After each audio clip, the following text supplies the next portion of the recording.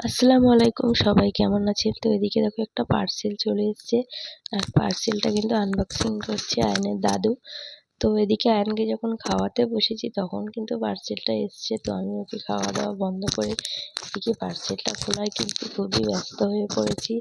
আর parcel হচ্ছে আয়নের 2 জোড়া জুতো এসছে পার্সেলে। তো 2 জোড়া জুতোই কিন্তু খুবই সুন্দর। আর আয়ন তো জুতো দুটো পেয়ে কিন্তু খুব খুশি হয়ে গেছে। তো জুতোগুলো কেমন হয়েছে অবশ্যই কিন্তু কমেন্টে জানাবেন।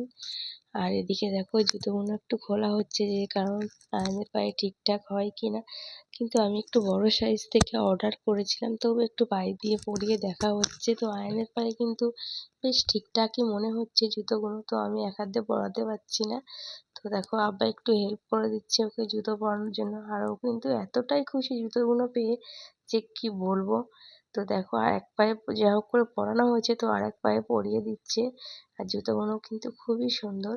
আর এদিকে বিকালবেলায় কিন্তু চলে যাচ্ছি ছাদে। আর এখান থেকে একটা বস্তা একটা গামলা নিয়ে নিয়েছি, এদিকে চলে যাচ্ছি ছাদে, যেহেতু এখনো রোদ আছে ছাদে প্রচুর।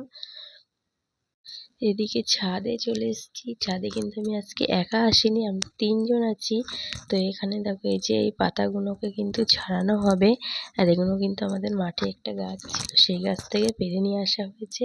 তো আমরা এখানে 3জন কিন্তু একসাথে গল্প করছি আর এদিকে পাতা ছাড়াচ্ছি। তো খুবই ভালো লাগছে যে একসাথে সবাই মিলে বসে এখানে পাতা ছাড়াচ্ছি। তো ভিডিওটা যদি ভালো লাগে অবশ্যই লাইক কমেন্ট শেয়ার করো।